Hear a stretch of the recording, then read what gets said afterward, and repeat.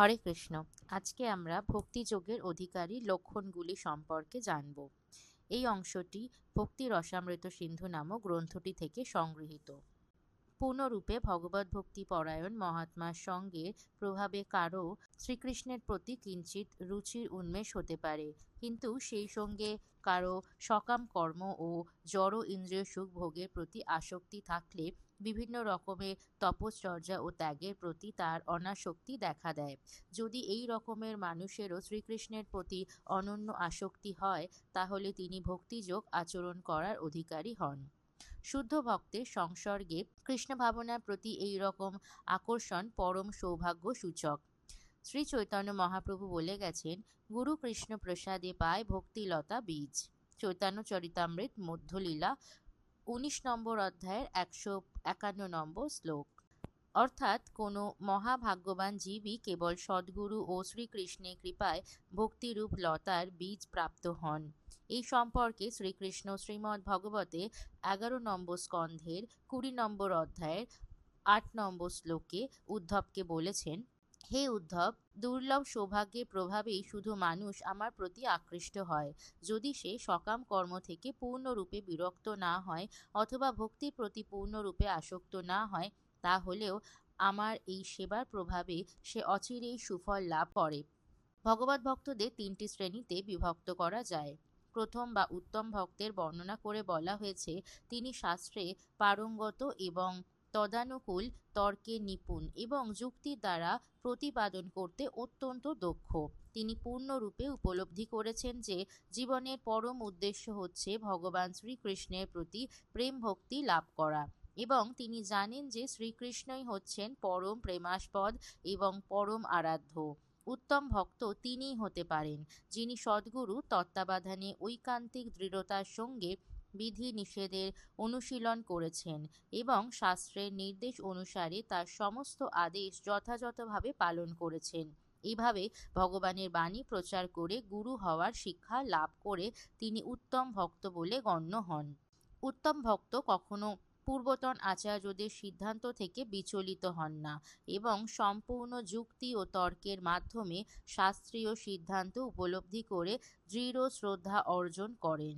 এখানে যে যুক্তি তর্কের উল্লেখ করা হয়েছে তা বৈদিক শাস্ত্রের উপর প্রতিষ্ঠিত যুক্তিতর্ক। উত্তম ভক্ত কখনোই সময়ের অপব্যয়কারী শুষ্ক মনস্কর্মের প্রতি আকৃষ্ট হন না। পক্ষান্তরে বলা যায়, ভগবত ভক্তিতে তার দৃঢ় নিষ্ঠা জন্মেছে, তিনিই উত্তম ভক্ত। দ্বিতীয় শ্রেণীর ভক্ত বা মধ্যম অধিকারী ভক্তের বর্ণনা করে বলা হয়েছে, তিনি শাস্ত্র সিদ্ধান্তের পরিপ্রেক্ষিতে তর্ক করতে ততটা নিপুণ নন, কিন্তু ভগবত ভক্তিতে দৃঢ় শ্রদ্ধা রয়েছে। অর্থাৎ মধ্যম অধিকারী ভক্তের কৃষ্ণ ভক্তি যে জীবনের পরম লক্ষ্য সেই সম্বন্ধে সুদৃঢ় বিশ্বাস রয়েছে। তিনি কখনো কখনো শাস্ত্রের যুক্তি ও সিদ্ধান্তের মাধ্যমে বিরোধী পক্ষকে পরাজিত করতে অসমর্থ হতে পারেন, কিন্তু তাহলেও পরমেশ্বর ভগবান শ্রীকৃষ্ণকে সেবা করাই যে জীবনের পরম লক্ষ্য সেই সম্বন্ধে তার মনে কোনো সংশয়ের উদয় হয় না। তৃতীয় শ্রেণী বা কনিষ্ঠ অধিকারী ভক্ত হচ্ছেন তিনি, যার বিশ্বাস দৃঢ় হয়নি এবং সেই সঙ্গে শাস্ত্র সিদ্ধান্তের প্রতিও যথার্থ শ্রদ্ধা নেই। কনিষ্ঠ অধিকারী ভক্ত শ্রদ্ধা বিরুদ্ধ সিদ্ধান্ত সমন্বিত দৃঢ় যুক্তির প্রভাবে বিচলিত হতে পারেন। মধ্যম ভক্তের মতো তিনিও শাস্ত্রীয় সিদ্ধান্ত প্রতিষ্ঠা করার জন্য তর্ক করতে এবং প্রমাণ করতে পারেন না, কিন্তু মধ্যম অধিকারী ভক্তের মতো অবিচলিত শ্রদ্ধা তার নেই, তাই তাকে কনিষ্ঠ অধিকারী ভক্ত বলা হয়। কনিষ্ঠ অধিকারী ভক্ত সম্বন্ধে আরও বিশদ বিবরণ ভগবদ গীতায় রয়েছে। সেখানে বর্ণনা করা হয়েছে যে আর্ত অর্থাৎ জিজ্ঞাসু এবং জ্ঞানী এই 4 ধরনের মানুষ তাদের ইন্দ্রিয় তৃপ্তির জন্য ভগবত ভক্তি আচরণ করতে শুরু করেন এবং ভগবতমুখী হন। তিনি কোনো মন্দিরে গিয়ে ভগবানের কাছে কষ্ট নিবারণ, অর্থপ্রাপ্তি অথবা জিজ্ঞাসা নিবৃত্তির জন্য প্রার্থনা করেন। শুধুমাত্র ভগবানের মহিমা সম্বন্ধে অবগত জ্ঞানও কনিষ্ঠ শ্রেণীর অন্তর্ভুক্ত, কিন্তু শুদ্ধ ভক্তের সঙ্গ করার ফলে তারা মধ্যম অথবা উত্তম ভক্তে পরিণত হতে পারেন। মহারাজ ধ্রুব কনিষ্ঠ ভক্তের অন্যতম উদাহরণ। তিনি তার পিতার রাজ্য লাভ করতে ইচ্ছা করেন এবং সেই উদ্দেশ্য সাধনের জন্য ভক্তিযোগে প্রবৃত্ত হন। কিন্তু অবশেষে পূর্ণরূপে শুদ্ধ হওয়ার পর তিনি ভগবানের কাছে কোনো লৌকিক বর প্রার্থনা করতে অস্বীকার করেন। তেমনি সংকটের সময় গজেন্দ্র আত্মহত্যা করার জন্য ভগবানকে ডাকেন। অবশেষে তিনিও শুদ্ধ ভক্তে পরিণত হন। সনক, সনন্দ, সনাতন ও সনত কুমার, এই 4 কুমারেরা জ্ঞানী সন্ত পুরুষ ছিলেন, কিন্তু তারাও ভক্তির প্রতি আকৃষ্ট হন। নৈমিষারণ্যে শৌনকাদি ঋষিদের ঠিক তেমনই হয়েছিল। তারাও জিজ্ঞাসু ছিলেন এবং সূত গোস্বামীর কাছে শ্রীকৃষ্ণ সম্বন্ধে নানা প্রশ্ন করেছিলেন। এইভাবে শুদ্ধ ভক্তের সঙ্গলাভ করার ফলে তারাও শুদ্ধ ভক্তে পরিণত হন। সুতরাং আত্ম উন্নতি করার এটিই হচ্ছে পন্থা।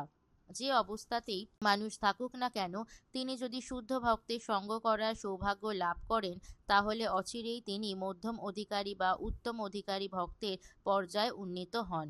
এই 4 রকমের ভক্তের বর্ণনা ভগবদ্গীতার 7ম অধ্যায়ে করা হয়েছে।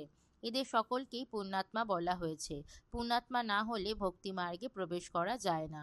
ভগবদ্গীতায় বলা হয়েছে যে যিনি নিরন্তর পুণ্য কর্ম করছেন এবং যার সমস্ত পাপ ক্ষয় হয়েছে, তিনি ভক্তি ভরে ভগবানের সেবায় যুক্ত হতে পারেন, অন্য কেউ পারে না। পুণ্যকর্মের ক্রম অনুসারে কনিষ্ঠ ভক্তদের আর্ত, আর্থার্থী, জিজ্ঞাসু এবং জ্ঞানী এই 4টি শ্রেণীতে বিভক্ত করা হয়েছে। পুণ্যাত্মা না হলে আর্ত মানুষ নাস্তিক অথবা কমিউনিস্টে পরিণত হন। ভগবানের প্রতি তার বিশ্বাস জন্মায় না। তিনি মনে করেন যে ভগবানের প্রতি বিশ্বাস বর্জন করলেই তার সব রকমের কষ্ট দূর হয়ে যাবে। ভগবান শ্রীকৃষ্ণ ভগবদ্গীতায় বলেছেন যে এই 4 রকম কনিষ্ঠ ভক্তের মধ্যে জ্ঞানীরা তার অত্যন্ত প্রিয়, কারণ শ্রীকৃষ্ণের প্রতি তাদের আসক্তি কোনো লৌকিক লাভের জন্য নয়। শ্রীকৃষ্ণের প্রতি তাদের আসক্তি কষ্ট নিবারণ বা ধন প্রাপ্তি ইত্যাদি প্রতিদানের আশায় নয়। এর অর্থ হচ্ছে যে প্রথম থেকেই শ্রীকৃষ্ণের প্রতি তাদের আসক্তির কারণ প্রেম। অধিকন্তু জ্ঞান চর্চা ও শাস্ত্র অধ্যয়নের ফলে তারা বুঝতে পারেন যে শ্রীকৃষ্ণই হচ্ছেন পরমেশ্বর ভগবান। ভগবদ্গীতায় বলা হয়েছে যে বহু বহু জন্মের পর কেউ যখন যথার্থ জ্ঞান লাভ করেন, তখন তিনি যথাযথভাবে বাসুদেব কৃষ্ণকে সর্বকারণের পরম কারণ বলে উপলব্ধি করতে পেরে তার শরণাগত হন। তখন তিনি শ্রীকৃষ্ণের চরণকমলকে একমাত্র আশ্রয় রূপে উপলব্ধি করতে পারেন এবং ধীরে ধীরে তার প্রতি তার প্রেম প্রগাঢ় হতে থাকে। যদিও এই ধরনের জ্ঞানী ভক্ত শ্রীকৃষ্ণের অত্যন্ত প্রিয়, তবু আর্ত ও অর্থার্থী ভক্তদেরও মহাত্মা রূপে গণ্য করা হয়েছে, কারণ শান্তির অন্বেষণে তারাও শ্রীকৃষ্ণের শরণাগত হয়েছেন। জ্ঞানী না হলে ভগবত ভক্তির সিদ্ধান্তে সুদৃঢ়ভাবে অধিষ্ঠিত হওয়া যায় না। যারা নির্বোধ বা যাদের জ্ঞান মায়ার প্রভাবে অপহৃত, তারা জড় প্রকৃতির গুণের প্রভাবে বিভিন্ন দেবদেবীর প্রতি আসক্ত হয়। জ্ঞানী হচ্ছেন তিনি যিনি সম্পূর্ণভাবে উপলব্ধি করতে পেরেছেন যে তার জড় দেহটি তার স্বরূপ নয়, তার স্বরূপ হচ্ছে তার চিন্ময় আত্মা। যেহেতু তিনি উপলব্ধি করতে পেরেছেন যে তার যথার্থ স্বরূপ হচ্ছে আত্মা এবং শ্রীকৃষ্ণ হচ্ছেন পরম আত্মা, তাই তিনি উপলব্ধি করতে পেরেছেন যে তার আন্তরিক সম্পর্ক শ্রীকৃষ্ণের সঙ্গে হওয়া উচিত, তার দেহের সঙ্গে নয়। আর্ত এবং অর্থার্থী দেহাত্মবুদ্ধিযুক্ত, কারণ দুঃখ নিবৃত্তি ও ধন প্রাপ্তির বাসনা দেহজাত। জিজ্ঞাসু পুরুষ অবশ্য আর্ত ও অর্থার্থী থেকে একটু উন্নত স্তরে রয়েছে, কিন্তু তা হলেও তিনি প্রাকৃত স্তরে অধিষ্ঠিত। কিন্তু শ্রীকৃষ্ণে অনন্য ভক্তির অভিলাষী জ্ঞানী পূর্ণরূপে জানেন যে তিনি হচ্ছেন ব্রহ্ম এবং শ্রীকৃষ্ণ হচ্ছেন পরব্রহ্ম। তিনি এটিও জানেন যে আত্মা অধীন ও অনুসদৃশ হওয়ার ফলে তার কর্তব্য হচ্ছে সর্বদাই অনন্ত পরমাত্মা শ্রীকৃষ্ণের সঙ্গে যুক্ত থাকা। শ্রীকৃষ্ণের সঙ্গে এটি হচ্ছে জ্ঞানীর সম্পর্ক। এর থেকে এই সিদ্ধান্তে উপনীত হওয়া যায় যে দেহাত্ম বুদ্ধি থেকে মুক্ত পুরুষই শুদ্ধ ভক্তিযোগের অধিকারী। ভগবদ গীতায় প্রতিপন্ন হয়েছে যে ব্রহ্মভূত অবস্থায় অধিষ্ঠিত হয়ে যখন কোনো ব্যক্তি প্রসন্ন হন এবং সব রকমের প্রাকৃত উদ্বেগ থেকে মুক্ত হন, তখনই তিনি ভক্তিযোগে প্রবেশ করার অধিকারী হন। পূর্বে উল্লেখ করা হয়েছে আনন্দের অনুভূতি 3 প্রকারের: জড় আনন্দ, ব্রহ্মানন্দ ও ভগবত ভক্তির আনন্দ।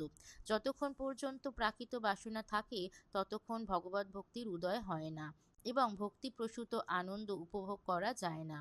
বিষয়ভোগের বাসনা ও ব্রহ্মে লীন হয়ে যাওয়ার বাসনা উভয়ই প্রাকৃত। ভগবানের সঙ্গ ও ভগবানের সঙ্গে প্রেমের বিনিময়ে যে দিব্য আনন্দ অনুভূত হয় তা মহিমা নির্বিশেষবাদীরা জানে না। তাই ভগবানের সঙ্গে এক হয়ে যাওয়াই হচ্ছে তাদের পরম প্রাপ্তি।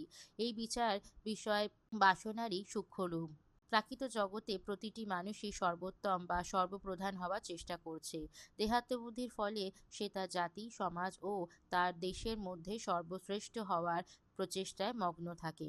সর্বশ্রেষ্ঠ হওয়ার এই অভিলাষ যখন অনন্ত পর্যায়ে প্রসারিত হয়, তখন সে সর্বশ্রেষ্ঠ সর্বোত্তম ভগবানের সাথে এক হয়ে যেতে চায় বা ভগবান হতে চায়। এটি হচ্ছে ইন্দ্রিয় তৃপ্তির সূক্ষ্ম প্রকাশ। কিন্তু যথার্থ আত্মপ্রকাশ হচ্ছে নিজের প্রকৃত স্বরূপ সম্বন্ধে অবগত হওয়া, যার ফলে মানুষ উপলব্ধি করতে পারে যে প্রেমময়ী ভগবৎ সেবায় যুক্ত হওয়াই জীবনের পরম উদ্দেশ্য। জীব অনুসদৃশ এবং কোনো অবস্থাতেই যে সে ভগবান হতে পারেন না, সেটি সকলেরই জানা উচিত। সুতরাং যে মানুষ বৈষয়িক বা আধ্যাত্মিক স্তরে মহৎ থেকে মহত্তর হয়ে ইন্দ্রিয় সুখভোগের বাসনা করে, সে কখনোই ভগবত ভক্তির মধুর রস আস্বাদন করতে পারে না। শ্রীল রূপ গোস্বামী তাই ভক্তি অর্থাৎ জড় সুখভোগ এবং মুক্তি অর্থাৎ জড় ভোগ ত্যাগের বাসনাকে পিশাচি ভর করার সঙ্গে তুলনা করেছেন। দুটোই ক্লেশদায়ক। ভক্তির অর্থ হচ্ছে জড় সুখভোগ এবং মুক্তির অর্থ হচ্ছে জড় জাগতিক ক্লেশ থেকে মুক্ত হওয়া এবং ভগবানের সঙ্গে এক হয়ে যাওয়া। এই বাসনাগুলিকে ভূতে পাওয়া বা পিশাচি ভর করার সঙ্গে তুলনা করা হয়েছে। কারণ যতক্ষণ পর্যন্ত বিষয় সুখ অথবা ব্রহ্মে লীন হয়ে যাওয়ার বাসনা থাকে, ততক্ষণ পর্যন্ত ভগবত ভক্তির দিব্য আনন্দ আস্বাদন করা যায় না। শুদ্ধ ভক্ত কখনোই মুক্তির আকাঙ্ক্ষা করেন না। শ্রী চৈতন্য মহাপ্রভু শ্রীকৃষ্ণের কাছে প্রার্থনা করেছেন, হে নন্দকুমার, অসীম ঐশ্বর্য, অসংখ্য অনুগামী ও অপূর্ব সুন্দর স্ত্রী, এই বিষয় সুখগুলির কোনোটিই আমি চাই না। এমনকি ভববন্ধন থেকে মুক্ত হতেও আমি চাই না। আমার একমাত্র কামনা হচ্ছে জন্ম জন্মান্তরে যেন তোমার শ্রী পাদপদ্মে আমার অনন্ত ভক্তি থাকে। এই আমার একমাত্র প্রার্থনা। শুদ্ধ ভক্তের চিত্ত ভগবানের নাম, রূপ, গুণ, লীলা, ধাম ইত্যাদি মহিমা কীর্তনে এতই আকৃষ্ট থাকে যে তিনি মুক্তি লাভের কোনো রকম আকাঙ্ক্ষা করেন না। শ্রী বিল্বমঙ্গল ঠাকুর বলেছেন, হে প্রাণপ্রিয় প্রভু, আমি যখন ভক্তি ভরে তোমার সেবায় যুক্ত হই, তখন সর্বত্রই আমি তোমাকে দর্শন করতে পারি।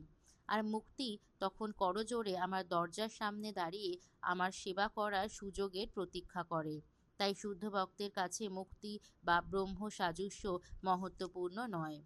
এই সম্পর্কে শ্রীমদ্ ভগবতে ভগবান কপিল দেব তার মাতা দেবহূতিকে উপদেশ দিয়েছেন, হে মাতো, আমার শুদ্ধ ভক্ত আমার বিভিন্ন রূপ, আমার মাধুর্যমণ্ডিত মুখমণ্ডল ও আমার অবয়ব দর্শন করে মুগ্ধ হন।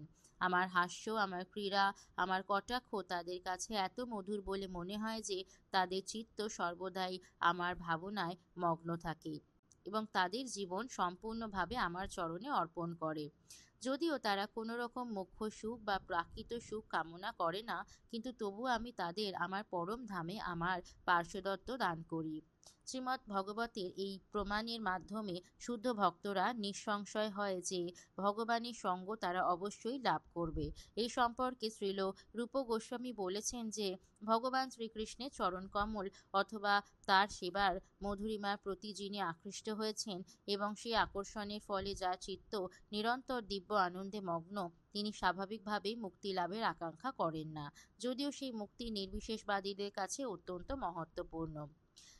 সেই একই কথা শ্রীমদ্ ভগবতের তৃতীয় স্কন্ধে 4 নম্বর অধ্যায় 15 নম্বর শ্লোকে উদ্ধব ভগবান শ্রীকৃষ্ণের কাছে প্রার্থনা করে বলেছেন, হে প্রভু, যে সমস্ত মানুষ তোমার চরণ কমলের প্রতি দিব্য প্রেমময়ী সেবায় যুক্ত হয়েছেন, তাদের ধর্ম, অর্থ, কাম এবং মোক্ষ লাভের কোনো বাসনাই থাকে না, যদিও তারা অনায়াসে এগুলোর মাধ্যমে সুখ লাভ করতে পারেন। এগুলোর মাধ্যমে সুখভোগের সম্ভাবনা থাকলেও আমি এই সমস্ত ফল লাভের আকাঙ্ক্ষা করি না। আমার একমাত্র প্রার্থনা হচ্ছে যে তোমার শ্রী পাদপদ্মে প্রতি আমার যেন অনন্য ভক্তি থাকে। শ্রীমদ্ ভগবতের তৃতীয় স্কন্ধের 25 নম্বর অধ্যায়ের 34 নম্বর শ্লোকেও ভগবান কপিল দেব বলেছেন, হে মাতো, আমার সেবা করার ফলে যে সমস্ত ভক্তের হৃদয় দিব্য আনন্দে মগ্ন, তারা আমার জন্য সবকিছু করতে প্রস্তুত থাকে।